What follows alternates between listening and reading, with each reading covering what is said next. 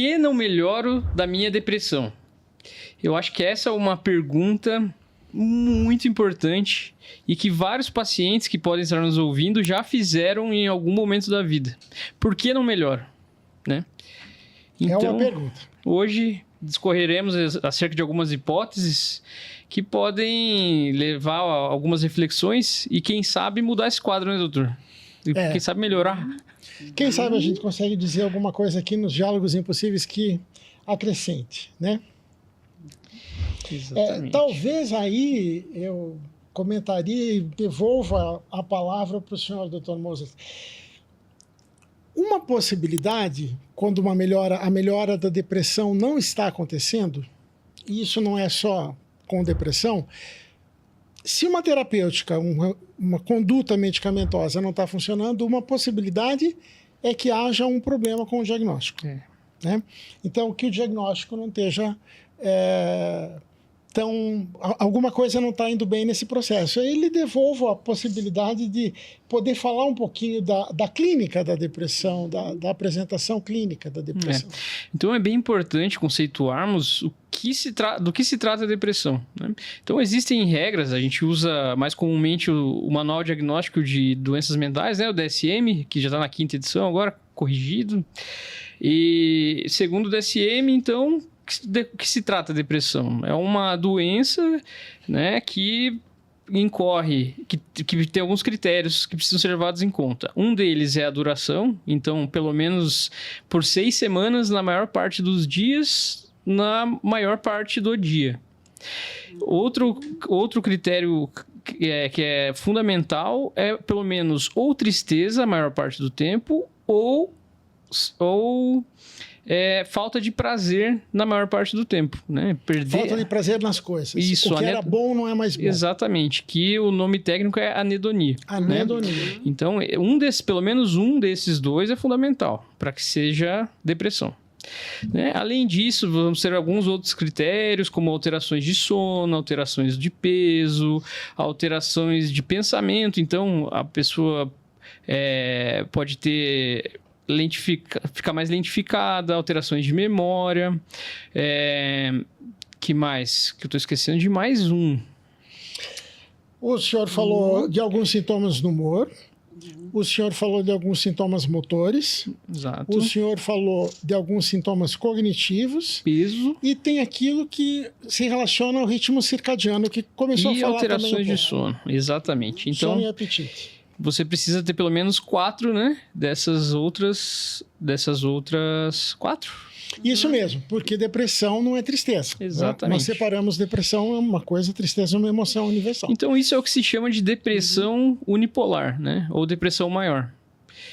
Que é caracteristicamente, né? Se você for pensar em um protótipo dessa doença, é alguém triste, né? Alguém que está sem energia por muito tempo, né? Então, como o doutor falou, não é tristeza, é por um quadro arrastado, né? A maior parte do dia. Então, triste, sem energia, talvez dormindo muito, né? Sem prazer até em se alimentar, então acaba que perde muito peso, porque está tão desgostosa da vida que nem a alimentação gera algum tipo de prazer. Aquilo que gostava de fazer já não gosta mais, então gostava de jogar bola, não joga mais bola, porque não dá mais satisfação. Vai se isolando, então se torna E quando você olha para uma pessoa depressiva, você consegue dizer que a pessoa é depressiva. Tem concorda? Faces. Concordo totalmente. Tem faces. Por favor, doutora Francis. Eu gostaria de acrescentar, acho que uma parte bem importante para a via da psicologia, da psicanálise, né? Que, enfim, é a minha área aí, é que muitas vezes a gente recebe, né, sujeitos assim, doutor Mozart, e que ficam nesse quadro por 3 meses, 4 meses, 5 meses. E a via da palavra, quer dizer, a psicoterapia, muitas vezes não dá conta.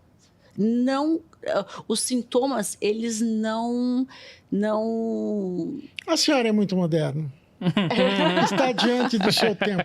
Exatamente. Então, os sintomas, eles não cedem pela palavra, pela fala. Então, muitas vezes, né, eu penso assim que fico analisando, estudando esses casos, e quando eu penso por que a depressão não melhora, é porque não tem a ver necessariamente com a fala, com o que a gente dá conta pela via da psicologia ou da psicanálise. Porque passa 6 meses, os sintomas estão cada vez mais graves, todos esses que você falou. E eu vou fazer uma frase agora daquelas que vai entrar para a história. A senhora acha que a psicanálise cura hemorroida? Não, não cura. Justo. Eu não sei, tem alguma coisa aí que se perdeu no percurso da humanidade. Porque assim, tem algumas coisas que estão acontecendo na mitocôndria do neurônio. É puxado você colocar uma leitura unilateral, teológica. Por que eu chamo teológica? Porque há uma verdade única, isso é teologia. A psicanálise pode se transformar numa teologia. Há uma verdade plena e única, e é essa aqui. Então, de toda forma, eu ainda vou voltar ao que comentar. Eu não sei se lhe interrompi. Não. Eu só queria acrescentar, porque eu achei que era importante pensar nesses casos. Porque a senhora está falando da sua experiência clínica, onde com a psicanálise é uma expressão assim, chama em inglês talking cure. Significa, é uma cura pela fala, pela palavra. E a palavra encontra limites clínicos. Isso. A senhora está nos contando de um que encontrou nesse capítulo que nós estamos falando aí dos transtornos do humor, né? Exato. Doutor, se me permite? Claro. E eu acho que já entrando no assunto, por que a minha depressão melhora, e eu tenho certeza que o senhor vai concordar comigo, eu até queria que prosseguisse a partir daí. Essa depressão que eu descrevi não tem como ser a mesma de uma pessoa que, ao invés de estar querendo dormir o dia todo, dorme 3 horas por noite. Que não tem como ser a mesma de uma pessoa que, ao invés de ficar triste, recolhida, é uma pessoa que está irritada, reativa, que explode, que quebra objetos. Que uma pessoa depressiva, ela está tão cansada que quando que ela vai dar um show desse? Não combinaria, o senhor acha? Não combinaria. Que não pode ser a mesma de uma pessoa que... Quando que a perturbação psíquica é tamanha que começa a comer como uma forma de válvula de escape ali e ganha 6, 7 quilos em um mês. Que não pode ser a mesma, que os pensamentos estão acelerados, que ela não consegue montar uma frase, que esquece das coisas, que esquece onde deixou os objetos, que acha que a memória está ruim, que acha que está muito ansiosa, né? Acho que a gente vai dar uma ênfase nisso, que acha que está muito ansiosa, mas, né, na verdade está pensando muito, o pensamento está acelerado, não dorme, é irritada. Concorda que essa pessoa é totalmente diferente da primeira pessoa que eu descrevi? Eu concordo que é totalmente diferente. E eu concordo tanto que eu vou me deter, né? Não vou falar exatamente como eu penso, porque aqui não está exatamente para dizer como eu penso, mas é como a literatura aponta do meu jeito, né? Eu vou retroceder ainda. Eu já chego na sua provocação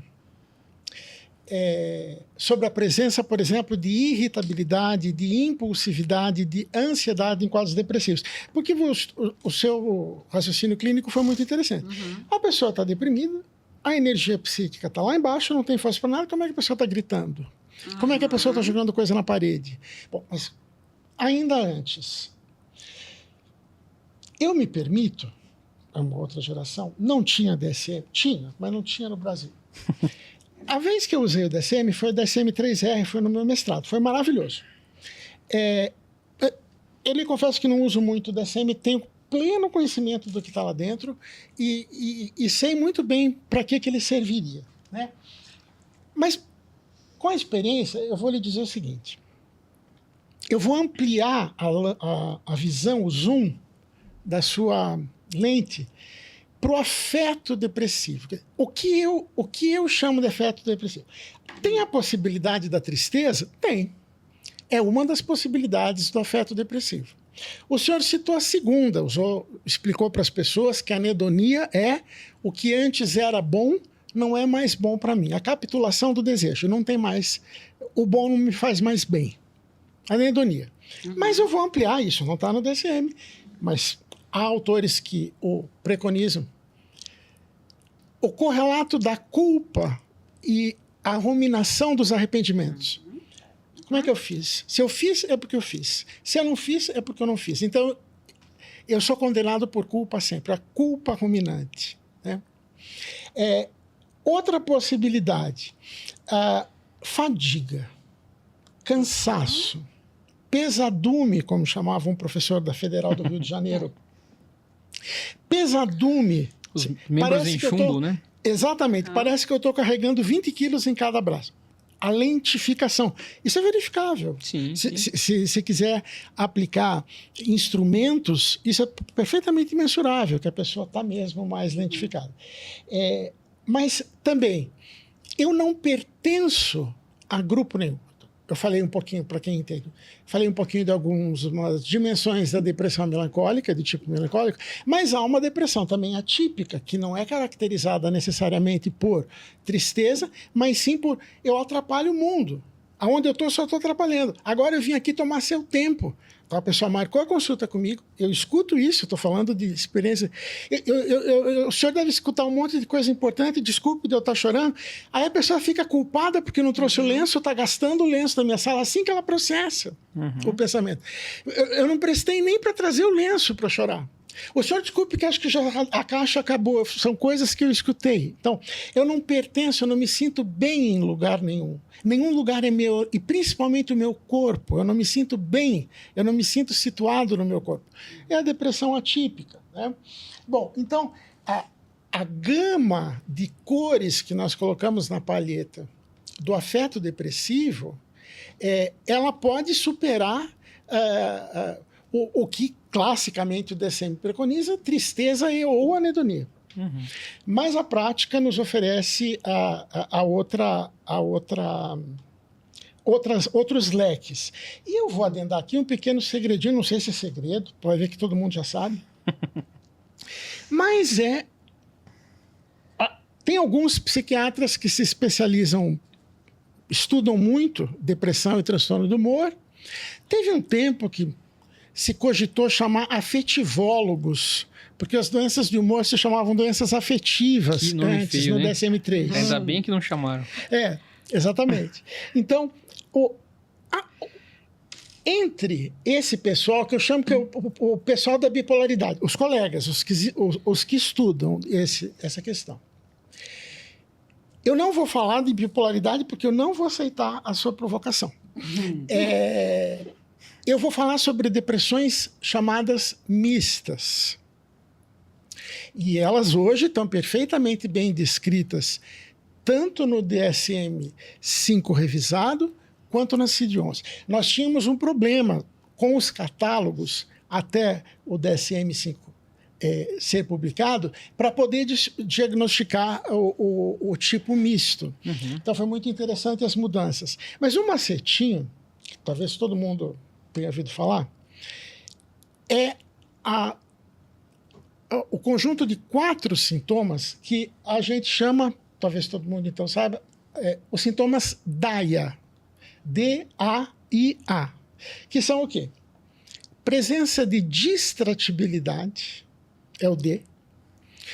Veja a confusão que você vai fazer em outros podcasts, nós falamos. Veja a confusão que vai fazer com o suposto transtorno do déficit da atenção e hiperatividade. Então, que tal aí todo mundo... Né? Bom, enfim. Distratibilidade é o D. O A, olha que surpresa, é ansiedade. É a presença de ansiedade. E acho que hoje, pelo menos isso, nós vamos falar um pouco mais de que ansiedade é essa. Ansiedade. Por aí vai passar tranquilo, batido por um diagnóstico de transtorno do pânico, ansiedade generalizada ou coisinha do gênero. O I vem de irritabilidade. E o último A de agitação psicomotora. Então, se eu tenho sintomas DAIA, distratibilidade, ansiedade, irritabilidade, agitação psicomotora, não para, eu estou diante de um episódio misto. E muitas vezes uma depressão não está melhorando porque ela está sendo tratada como uma depressão melancólica ou uma depressão atípica, e essa depressão é mista. Muito eu poderia falar, se aceitasse mais a sua provocação, do que diz o que faz temer quando uma depressão é mista? O que ela nos faz, com experiência, nos preocuparmos sobre instabilidade do humor? Eu não falei bipolaridade, eu falei instabilidade de humor. Que essa depressão é instável, tanto é que está super ansioso, não para de andar de um lado para o outro, e está deprimido ao mesmo tempo. Então, o estado é misto. Né? Essa é uma possibilidade e nós falaremos mais um pouco sobre isso. Agora, se me permite, preparei até um negocinho aqui escrito, para não me perder. Vai, agora ele vai. Todos os consensos recomendam, pelo menos nos casos que estão escritos como graves, que se associasse, moderado a grave, que se associasse, doutora Francis, psicofármaco com psicoterapia. Muito bem. Eu fiz a lista, e agora na literatura.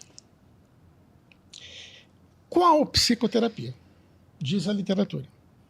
A literatura menciona o seguinte: existem abordagens de primeira linha, de segunda linha e de terceira linha. Então, me dei ao trabalho de psicoterapias de primeira linha para pacientes deprimidos ou com transtorno do humor. Uma forma de psicoterapia que se chama terapia cognitivo-comportamental. Também entra na primeira linha de escolha um outro tipo de terapia que se chama terapia interpessoal. E também entra a terapia de ativação comportamental, é o que a literatura consegue chamar, porque ela trabalha com estatística, não é só a estatística que existe no mundo, mas aqui são técnicas verificáveis por parâmetros estatísticos na sua eficácia. Bom, se eu não tenho disponível a terapia de primeira linha, o consenso canadense me recomenda segunda linha. Seria o quê? O mindfulness. Depois o Dr. Mozart pode falar mais sobre mindfulness, ele trabalha muito com isso. Terapia de solução de problemas, que é uma variação da terapia cognitivo-comportamental, uma releitura. E, para o nosso espanto, surge terapia psicodinâmica breve. Então, psicodinâmica que tem um pezinho na psicanálise. Então, isso chama psicodinâmica breve. Terceira linha, diz o consenso. Fique muito claro que só fica pertinente lançar mão das psicoterapias de terceira linha quando não existir disponível na cidade, no ambiente, as terapias de primeira e segunda linha. E, nesse caso, entram na terceira linha psicanálise, terapia junguiana, Gestalt e psicodrama. É isso que o Kamat preconiza como consenso. Eu não posso perder a oportunidade de escutar a senhora falando sobre psicanálise e transtorno do humor e depressão.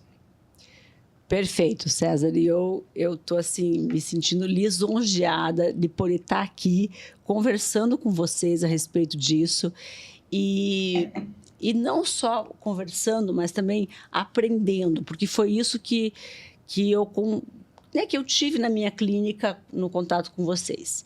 Enfim, eu vou começar falando um pouquinho, César, a respeito da minha clínica e do que eu entendo que os psicólogos precisam saber a respeito dessa psicodinâmica do funcionamento, do que acontece. Muitas vezes, eu digo isso para alguns iniciantes, porque eu faço muita supervisão, posso ser provocativa aqui, né? Você, como vocês são também, né? Vocês são impossíveis.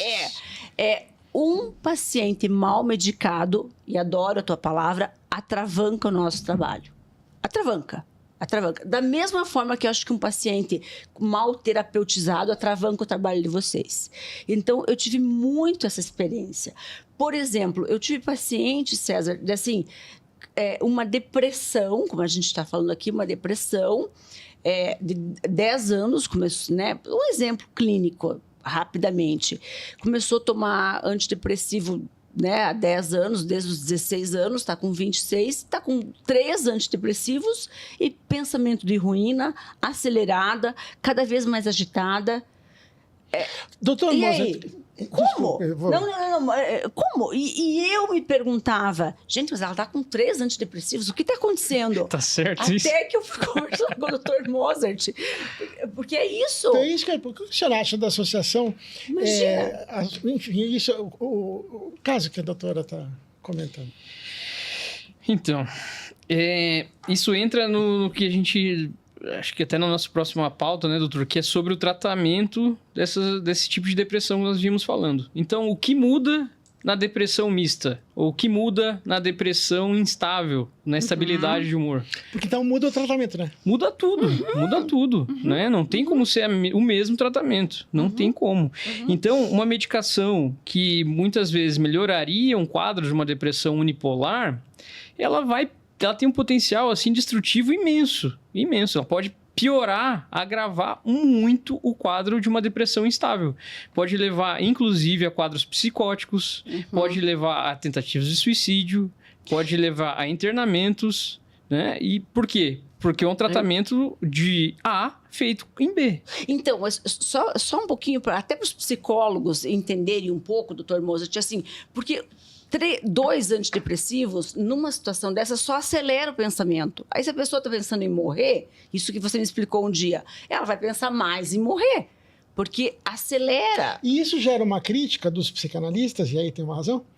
As pessoas usam antidepressivos e se suicidam. Mas se suicidam mesmo. Mas aí é Mas se verdade. suicidam mesmo. Mas se suicidam É mesmo. verdade. Porque não está indicado. Exatamente. Então, mas eu demorei 10, 20 anos para entender isso. Porque eu pensava, gente, tá tomando antidepressivo. Como é que ele não melhora? Então a você- gente não vai nem tanto ao céu, nem tanto ao mar. Então, veja. Não é tirar o lugar da psicanálise. Há coisas que um psicanalista precisa saber.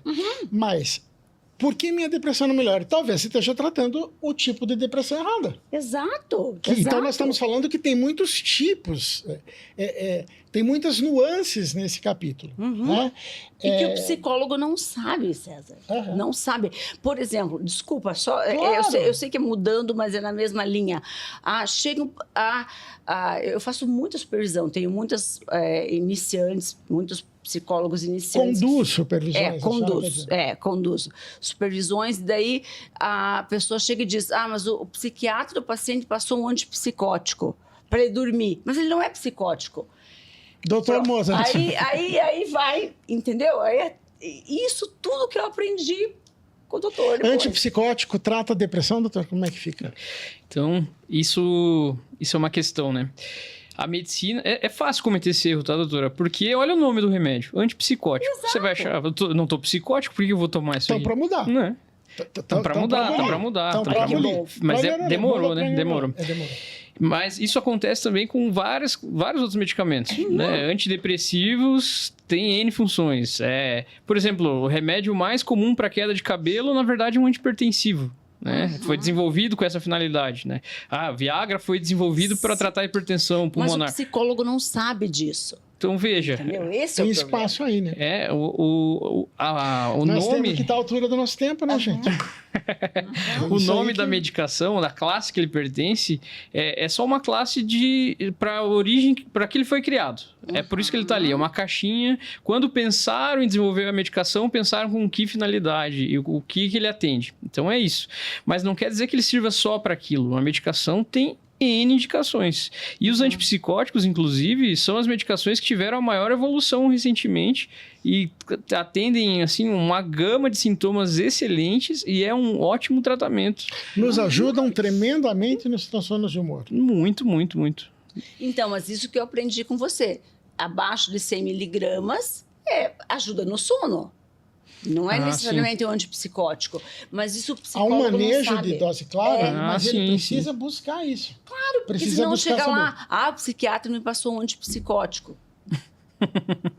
Qual psicose está se falando? Né? Exatamente. No caso Mas que você mencionou, doutora, por exemplo, tá tomando 3 antidepressivos e a cabeça tá acelerada, o pensamento tá jogando gasolina no incêndio. É isso que tá acontecendo. Né? É só uma faísca pegar. Basicamente é isso. Já tá acelerado e tá jogando mais combustível. A hora que explodir, sai de baixo. Mas eu já te dou a palavra, mas vocês entendem que acontece isso com o endócrino, com o ginecologista, com o neurologista, todos usam a medicação conforme o nome. Aí chega também para gente assim. Então, até encontrar um psiquiatra que entenda disso. A psiquiatria precisa oferecer uma formação continuada para os médicos generalistas. Eu acho que a psiquiatria tem que... O pior é quando esse negócio... enfim. Mas eu vou voltar para uma outra situação que... Eu vou voltar para... Eu fiz aquela anotação, né, que eu até peguei. Eu não respondi. Eu vou lhe dizer uma coisa. Eu não vejo, assim, um problema da psicanálise. Eu não estou falando de consenso, respeito estatística, eu não sou terraplanista. Tá tudo certo. Mas eu fico me perguntando, vou perguntar para a senhora assim, o que precisaria um psicanalista, veja, não em 1912, 2026 praticamente. É a psicanálise que obstrui, obstaculariza o tratamento, está lá na terceira linha, só quando não tiver, pega assim, pau de enchente, quando não tem mais nada. Então, será que a psicanálise obstaculariza o tratamento de depressões? Como que a senhora pensa isso? Porque eu não acho que com uns, ou 2, ou 3, ou 4 senões. Sim. Então, César, eu também participo da mesma ideia que você. Eu costumo dizer que o problema não é a psicanálise, são alguns psicanalistas. Realmente, se você pega um conceito freudiano de 1909, que fala a respeito do delírio, quando o Freud fala que o delírio é uma reconstrução, uma tentativa de cura, isso é uma coisa. Ele não tinha acesso às medicações, né? Ele não tinha nada que pudesse dizer, como a gente tem hoje, que tem uma medicação que ajuda na dopamina, que faz com que o delírio cesse. Mas ele torcia muito e diz isso numa frase muito citada, que chegaria o tempo em que muitos desses processos ganhariam melhor explicação por outras vias. Essa frase é um pouco esquecida, porque todo mundo cita só o que convém. Né? Exato. Em 1938, um ano antes dele morrer, ele fala: precisamos de um outro plano para tratar alguns pacientes. Ele fala isso, ele fala. Então, eu acho que a psicanálise tem a ver com isso, tem a ver com os dogmas que ficam presos no Freud, ou mesmo no Lacan. Eu sou lacaniana, mas Poxa. Enfim, né? Enfim, tá? Não precisamos nem falar do Lacan, mas enfim, é 1960, depois de 60, estruturalismo, ele reviu alguns conceitos dele. Então, a posição freudiana diz respeito a um livro de memórias de um paciente com paranoia. Isso. Então, são reflexões de um paranoico sobre o delírio. Exatamente. Então, aqui é completo, né? O tiro... Jojo Todinho, que tiro foi esse? É lá do outro lado. Exato. Então, eu acho que a questão da psicanálise é realmente estar aqui a seu tempo, tá? Né? Realmente tem que saber o que está acontecendo com uma depressão que não melhora, com Eu lembro que a primeira pergunta que eu fiz para os psiquiatras na residência foi: mas que história é essa de delírio? Como é que o delírio acontece? Um excesso de dopamina. Eu falei: nossa, nunca tinha pensado no excesso de dopamina. Então, essa inovação que precisa, essa atualização. E o pior é que eu acho que é tudo ao mesmo tempo. Tem alguma coisa na dopamina, tem também uma tentativa de recuperação do eu cindido. Enfim, não está afastado, é muito complexo. Agora, eu queria dizer o seguinte, não sei se a senhora concorda. Esse psicanalista da terceira linha, que está aqui, ficou um pouco magoado isso aqui. O psicanalista da terceira linha, porque não é só com os psicanalistas. O problema, a psicanálise é muito legal, o problema são os psicanalistas. A psiquiatria é a mesma coisa, a psiquiatria é muito legal. Alguns psiquiatras têm suas leituras. A gente já discutiu isso em outro podcast, cada um tem um psicanalista que merece, que gosta, que merece, de acordo. Eu acho que o problema não é a psicanálise no tratamento dos transtornos do humor. É um analista que não conheça transtorno de humor e ele vai pensar em aplicar o mesmo fundamento da sua prática tradicional em um paciente que tem um outro funcionamento psíquico que ele desconhece. Lacan deixou falado, o pessoal não é foraclusão, é rejeição do inconsciente. Então, eu podia falar uns 3 anos sobre esse tema aqui. O que significa a rejeição do inconsciente como mecanismo de base das depressões e das manias? É uma recusa ao inconsciente. Não tem nada a ver com foraclusão, não tem nada a ver com isso. Então, o que é importante é que um psicanalista conheça, acho que a senhora tem buscado isso, inclusive, em cursos, em contato com colegas, com psiquiatras, porque é preciso conhecer um quadro que tem especificidades, que talvez eu até passo isso para a senhora, talvez esse caso em questão, nós temos material teórico pleno para isso. Eu não sei, o pessoal não usa, não sei, é meio suicidário, eu não sei o que acontece com o pessoal. Não é caso de uma psicanálise pura, não tem demérito nenhum nisso, a gente tem o conceito de psicanálise aplicada. Então, eu não sei, vai ficar difícil para quem está ouvindo, e não sei se nós vamos conseguir explicar de uma maneira um pouco clara, a diferença da psicanálise pura para uma psicanálise aplicada. É uma psicanálise aplicada a algumas necessidades específicas da terapêutica. Porque a pessoa está se matando. Então, a pessoa vai ser jogada da janela. Né? Então, é preciso aplicar e saber manusear. Nunca, um psicanalista, para poder trabalhar com psicanálise aplicada, ele tem que conhecer muito de psicanálise pura. Porque não é que a aplicada é meio lambuza aqui, lá, dá um remate. Não.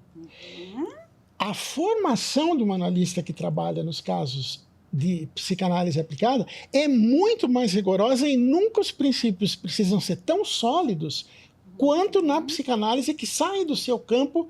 Não estamos aí diante de uma neurose, como Freud a chamaria. Não estou dizendo que o paciente é psicótico, pelo contrário, eu estou abandonando completamente essas noções de neurose e psicose, porque eu estou lendo mais para frente já em Lacan. E, por favor, doutora. Não, acho que é uma questão bem importante, César, e eu penso nisso constantemente e revejo a minha clínica constantemente, justamente pensando no que é uma psicanálise pura e uma psicanálise aplicada. Né? A psicanálise pura, para alguns casos, algumas situações, com alguns pacientes, principalmente em formação, que já tem um conhecimento dessa psicanálise. A aplicada, ela faz várias intervenções que são muito além daquilo que você tem como dispositivo teórico da psicanálise pura, né? A psicanálise aplicada, ela vai permitir que você atinja, né, aquele sujeito em várias modalidades. Como você falou, eu sempre converso, né, com as minhas pessoas em supervisão, assim, chega um sujeito que deve ter um quadro de alcoolismo. César, quando eu fiz uma formação em psicanálise, na minha graduação, eu escutei, a gente tinha que resolver o conflito psíquico para daí os sintomas se apaziguar. Morreu de cirrose. Exatamente isso que eu falo. Exatamente isso que eu falo hoje para as minhas supervisionandas. Gente, não dá. Se for resolver o conflito psíquico, morreu de cirrose. Não dá. Simplesmente não dá. Bom, então, isso é estar... Né, a psicanálise aplicada nesse sentido que não tem como você não atuar dentro do seu tempo. Eu vou dizer uma coisa, porque ela é para arrebentar dos diálogos impossíveis. Né? Só sabe o que eu acho? Eu devia ficar quieto, porque se eu achei, devolve para alguém que alguém perdeu. Né? Mas eu penso o seguinte, que dentro do que nós chamamos psicanálise aplicada, eu não vejo problema nenhum de praticar o que no outro idioma da psiquiatria se chama psicoeducação. Nenhum. Mas nós não ficamos para trás em nada. Mas aí exige conhecer, né, doutor? Claro. Esse é o problema. Exatamente. Então, às vezes... A pessoa também tem que largar a Bíblia dos escritos. Tem que largar a Bíblia. Pegar outro curso para fazer. Como eu fiz, não, agora, mestrado, doutorado, livro escrito, já mãe... Desculpa só, vai dar problema. Eu me referi à Bíblia, não estou falando da Sagrada Escritura. É que Lacan tem um livro bem grosso que chama Escritos. O povo, você pode reconhecer, os que estão com o livrão embaixo do braço é a turma lacaniana. Enfim, só retomando, né? Depois de mestrado, doutorado, livro escrito, filho, pós-graduação na França, tudo, eu voltei e fui fazer uma pós-graduação em transtorno de humor bipolar. Que eu precisava saber disso. Transtorno de humor bipolar é a pós-graduação que eu estou fazendo. Vou deixar uma provocação aqui, então. Uma coisa é você resolver um conflito que é gerado por... dentro do psiquismo humano ali, por alguma coisa que a pessoa entende como, enfim, que aconteceu com ela. E outra coisa é você resolver um problema que é oriundo de um defeito energético dentro de uma mitocôndria. Exato. Que vai Perfeito, ter repercussões na subjetividade. Mas o senhor falou uma coisa, talvez nem tenha sabido disso. Resolver conflitos. Então, veja, as estruturas clínicas, como Freud pensava, eram modalidades de solução de conflitos entre as instâncias psíquicas. E aí nasceu neurose, psicose e perversão. As patologias do conflito. E as modalidades de se dizer não. Se dissesse não de um jeito era neurose, se dissesse não de outro jeito era psicose, se dissesse não de outro jeito era perversão. Inclusive, sociólogos têm apontado que a questão do transtorno do humor não é um conflito com as defesas, não é um conflito com modos de dizer não. São patologias da impotência. Quer dizer, o que está em questão é a energia psíquica, o ser capaz... Não. Então, não se trata aqui de isolar o conflito, se é um conflito entre o eu e o super-eu, se é entre o eu e o isso. Essa é a base freudiana. Lacan revisa, mas essa é a base freudiana. Não são patologias do conflito, são patologias da impotência. Então, já os tempos mudaram, né?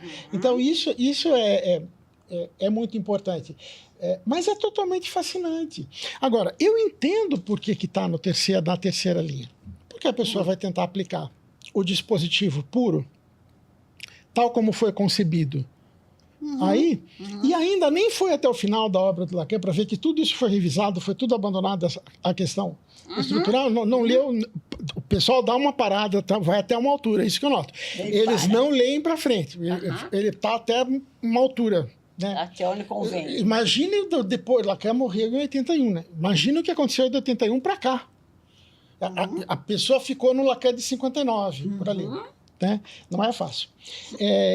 Mas eu vou me permitir até pegar aqui, acho que já comentamos um pouco sobre isso, então não vejo problema nenhum da psicanálise tratar agora. Se não conhece transtorno de humor, se não vai conseguir aplicar uma psicoeducação, aí não sei. Boa sorte.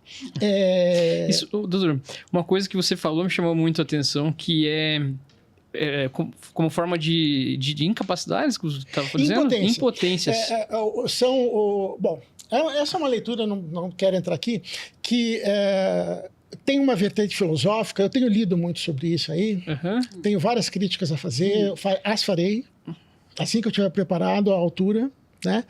De que diante do neoliberalismo, eu tenho que explicar para as pessoas o que é neoliberalismo. Você é patrão de si mesmo e todo mundo é uma empresa e tem que ser bem sucedido. E tem um pessoal aí que não tem força, está impotente. Eu vou deixar essa leitura porque esta crítica eu quero fazer com carinho. Eu vou preparar a resposta a essa crítica. Vai demorar uns meses. Eu estou preparando... Pode aguardar que eu vou me pronunciar a respeito da leitura política, a respeito do fenômeno mitocondrial.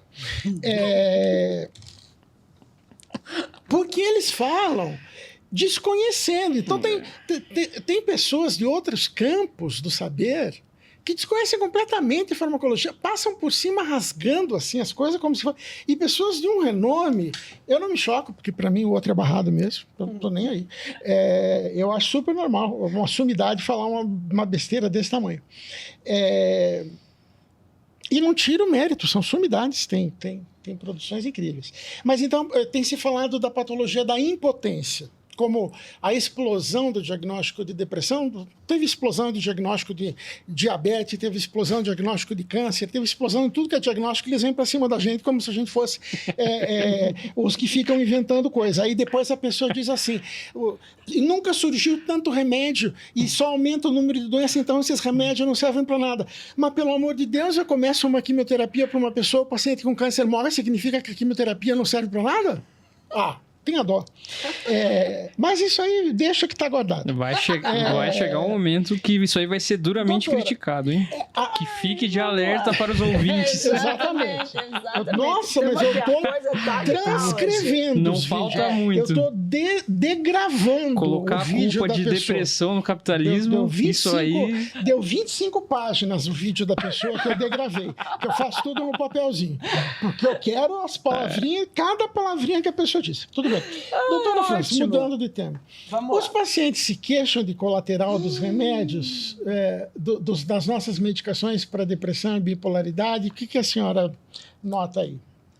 Olha, César, eu vou dizer para você que sim. Sim, e bastante. E essa é uma delicadeza no tratamento de como você conseguir sensibilizar a pessoa de que, enfim, é essa a questão que está acontecendo e que essa medicação precisa ser usada independente do colateral e a gente vai ter que trabalhar esses colaterais do melhor jeito possível. Mas sim, se queixam.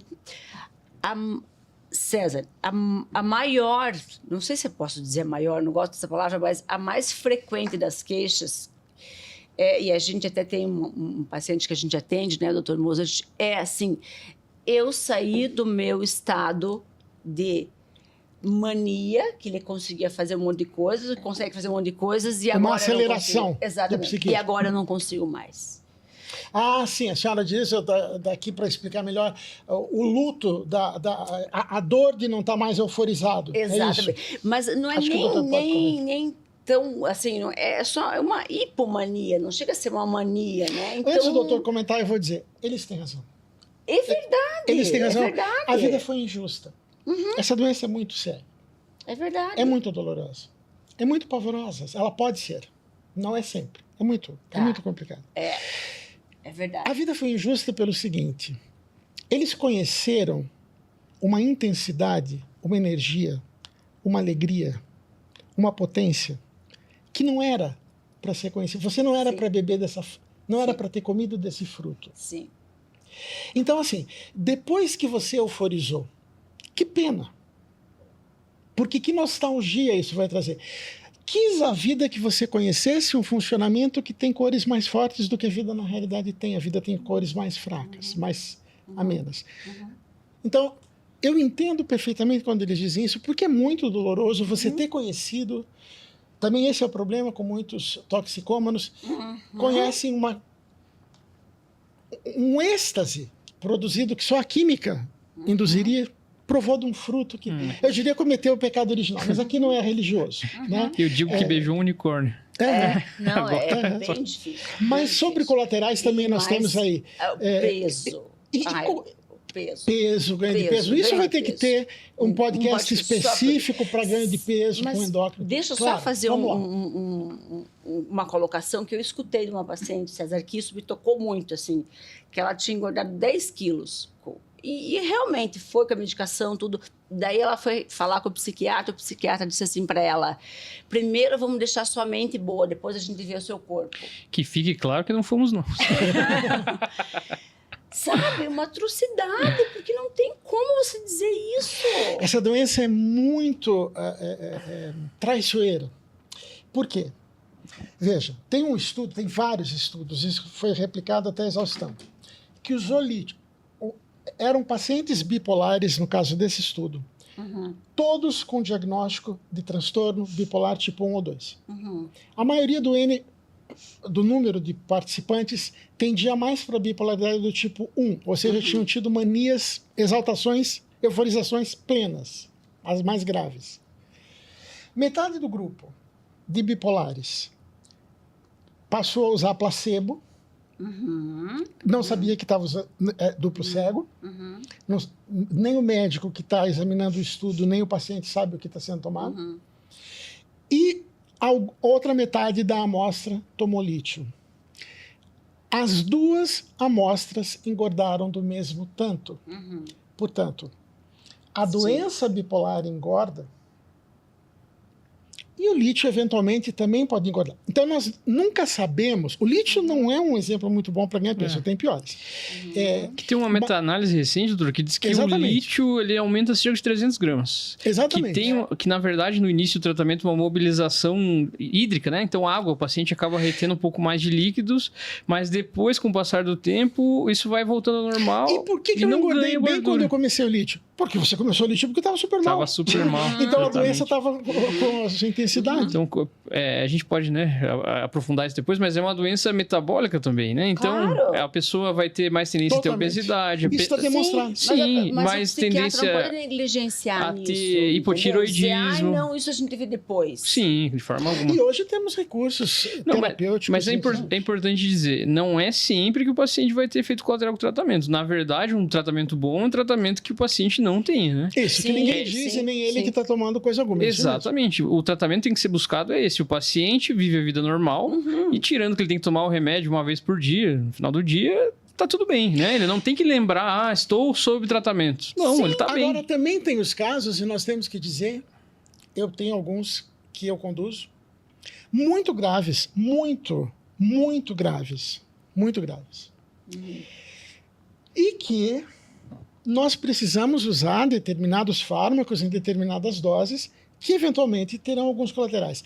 Faz parte lidar com isso de uma maneira atenciosa. Não é cuidar do corpo depois. Né?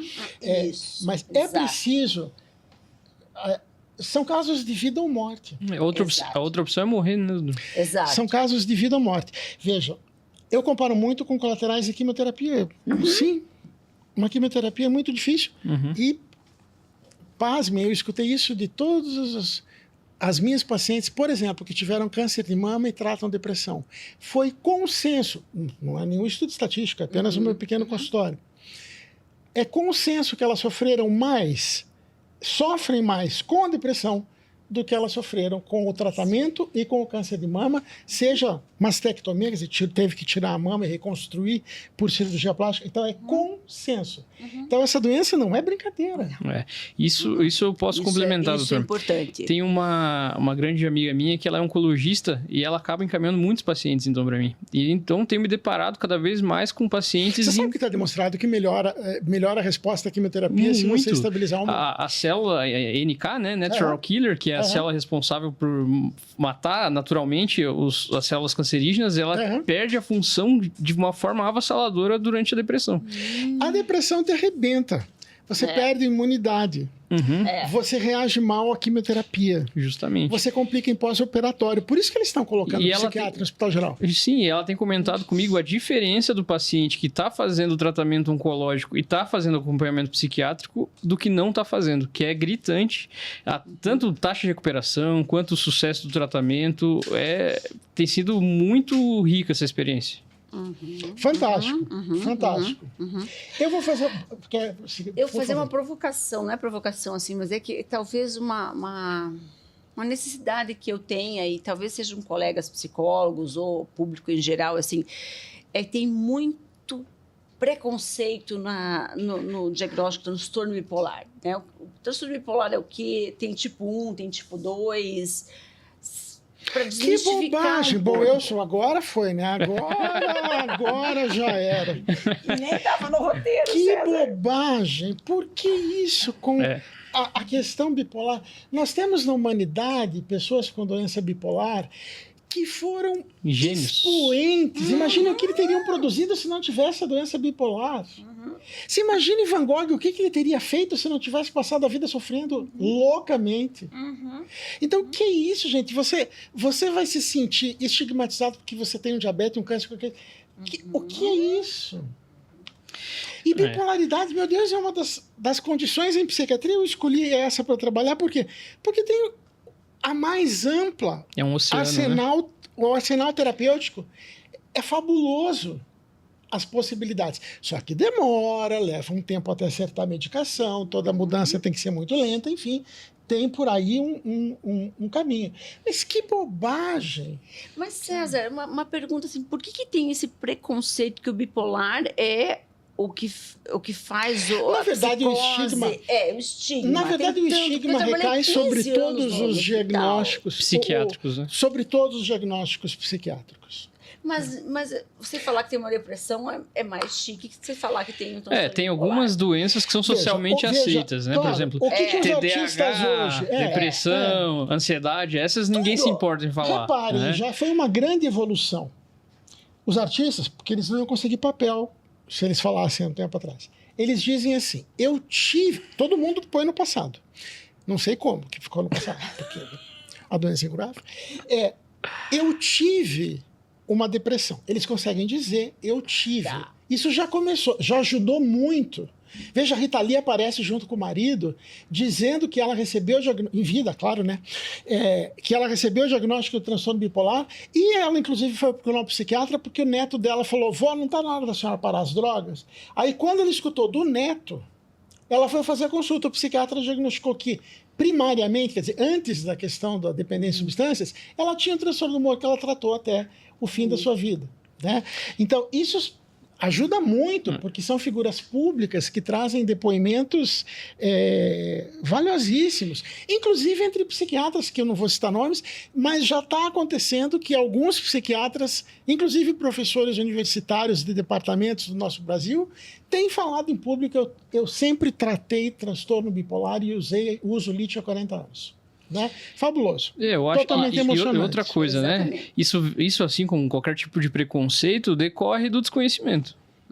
Porque à medida que nós estudamos, temos percebido que, na verdade, é uma doença metabólica, que é uma desregulação na produção de energia do neurônio. Você tem que ter vergonha de dizer um negócio desse? Meu neurônio, às vezes, ele fica desregulado, ele produz mais energia do que deve, às vezes produz menos energia do que deve. Quer dizer, é a mesma coisa que a pessoa dizer, eu tenho vergonha de dizer que meu pâncreas não está produzindo insulina o suficiente. Pode ser. Eu acho, doutora, que não sei se as terapias da primeira linha, da segunda linha vão conseguir.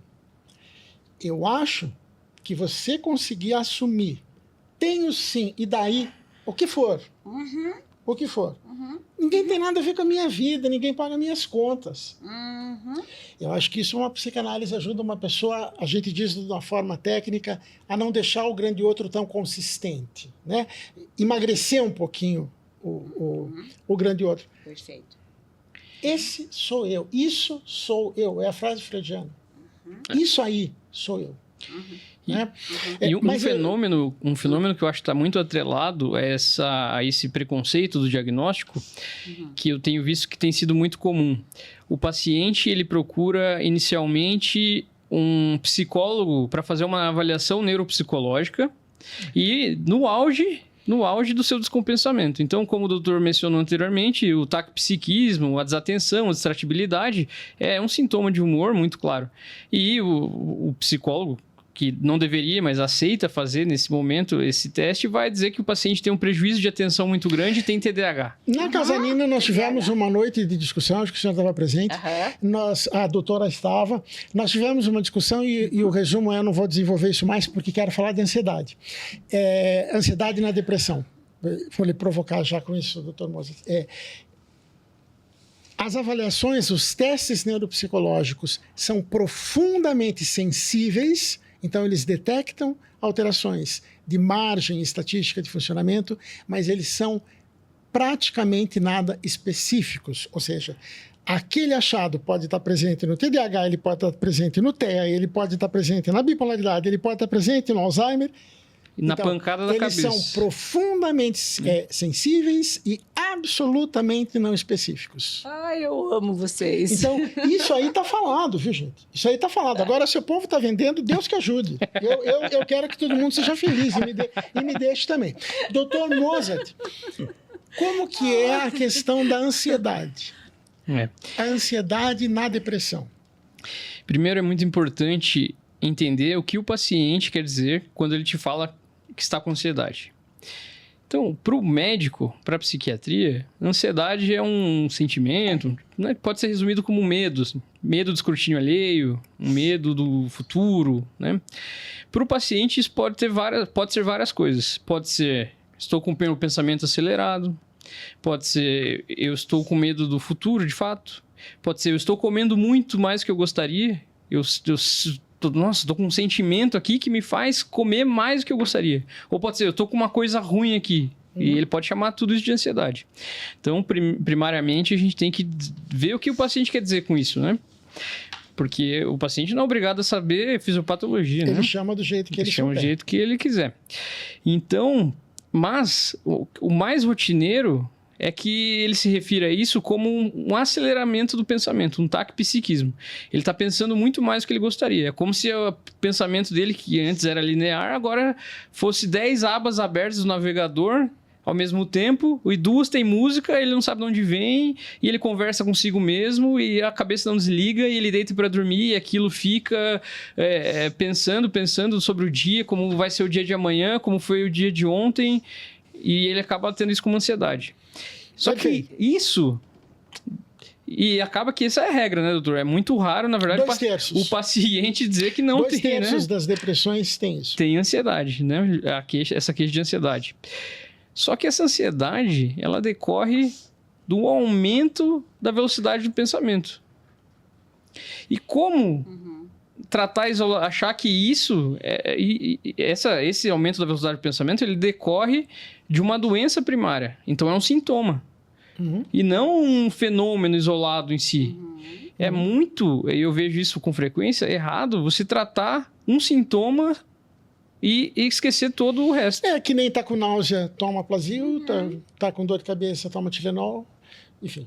Não dá. É a mesma coisa que ter uma mão amputada e não tava sem esmalte, vou lá tratar da unha. Mas na verdade, e o problema da mão? Não, o problema da mão esquece. Doutora, se prepare, porque eu vou lhe perguntar se a ansiedade é a mesma coisa que a angústia. Mas então, só quero resumir, ver se eu entendi o que o Dr. Mozart falou. Nos estados depressivos, isso acontece do mesmo jeito que nos estados ativados, há um funcionamento no tecido cerebral de hiperativação do tecido. Ninguém está falando de hiperatividade sintoma. Sim. Há uma hiperativação no tecido. Ora, isso precisa ir para algum lugar. É um princípio hidráulico. Está tendo energia circulando, né? Nada como investir uma tremenda preocupação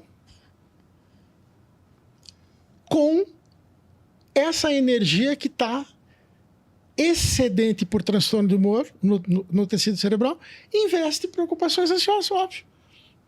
Claro, nada como você se preocupar com o que você teme. É totalmente coerente.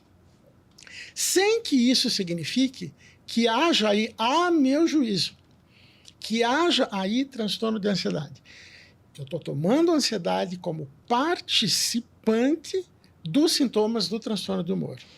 Isso muda completamente a medicação que a gente escolhe, podemos falar muito sobre isso, mas não quero que a gente termine nosso tempo sem ouvir, porque essa palavra angústia, ela é muito nobre para a psicanálise. Então, eu acho que é importante, você falou de ansiedade e angústia. Uma coisa que eu queria deixar aqui marcado, até comentar com vocês, assim, da minha clínica, da minha experiência desses 30 anos, quando o paciente chega e diz, eles falam, eu estou com ansiedade, e eu pergunto quais são os sintomas dessa ansiedade, e os sintomas não são as características de uma ansiedade, que seria taquicardia, sudorese, né? O mal-estar, aquela angústia, aquele aperto no peito. Quando não é isso, eu penso, alguma coisa a mais tem aí, tá? Porque os pacientes, eles tendem a trazer isso, eles dão um nome para qualquer coisa que sinta de ansiedade. E muitas vezes não é ansiedade. Então, muitas vezes a ansiedade tem uma característica clínica e outra característica, César, é a característica da angústia, e a ansiedade ainda, que é a ansiedade que o paciente confunde com angústia. Nós estamos com o tempo muito em cima. Cheguei à conclusão que o ouvinte não conseguiu entender nada dessa diferença de ansiedade e angústia. Nós vamos ter que falar mais sobre isso. Tá. Mas eu só termino aqui ainda comentando o seguinte. Eu tenho a impressão que os pacientes com depressão e bipolaridades, eles têm muita ansiedade e não exatamente angústia. Porque eu vou deixar apenas uma lembrança.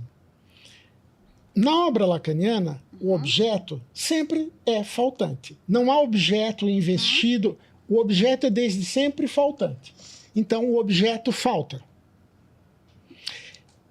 Lacan publica 1 ano de seminário trabalhando esse conceito. Quando a falta para de faltar, quer dizer, o objeto se apresenta porque ele era para ser sempre faltante, nós temos um fenômeno que a psicanálise, com muita nobreza, chama de angústia. Só que é preciso os psicanalistas entenderem que no transtorno de humor não está acontecendo angústia. Perfeito. Porque eu não consigo localizar onde faltou a falta. E se eu não conseguir localizar onde faltou a falta, não é o conceito de angústia em Lacan. Mas nós estamos com o tempo avançado, muitos assuntos para seguir conversando, é sempre um prazer. E daremos notícia das nossas atividades na Casa Nina para o próximo ano, inclusive sobre cursos que nós queremos oferecer nesses temas todos que estamos conversando. Eu agradeço. Boa noite. Até mais. Até. Obrigada, gente.